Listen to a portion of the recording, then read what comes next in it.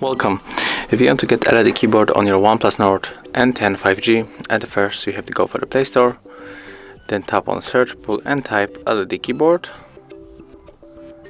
and we have to get this application from the Zazig Studio.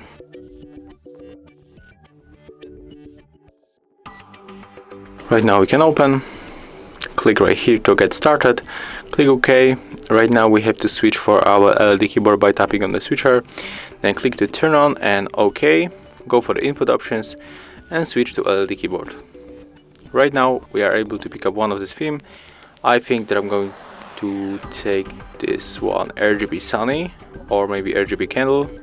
So click, tap to download the theme, wait for the loading ads, and after that we have to turn it off.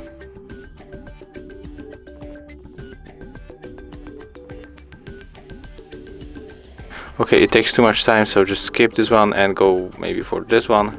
It's free, so we don't have to download this one. Okay, this is one we have to download. Okay, it was much faster.